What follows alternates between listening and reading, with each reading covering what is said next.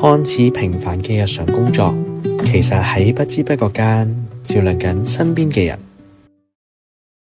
第一次見到佢嘅時候，佢填資料動作純熟，好似一早已經習慣呢啲流程。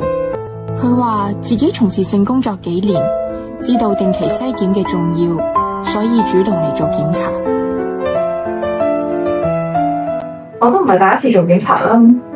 我跟住日常程序同佢講解檢驗項目、潛伏期同追蹤時間，亦提醒佢如果有相關病徵就要及早見醫生。呢啲我都知。我哋都係想關心你而家嘅身體狀況。跟住我哋傾到風險管理，慢慢咁樣佢都好似放鬆咗啦。你會唔會覺得我咁樣好可惜啊？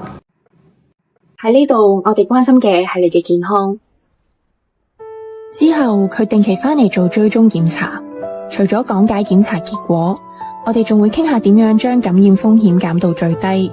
有一次佢好平靜咁講，以前我會覺得冇所謂，而家知道有啲底線係唔可以退讓。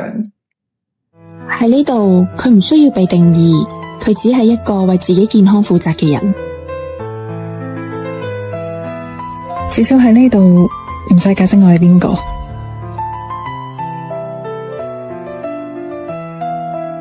嗰日整理文件嗰陣，睇到佢個化名，我忽然明白，公共健康護理工作好多時候都好安靜。我哋做嘅係要將佢哋要知嘅知識講清楚，等對方有能力保護自己。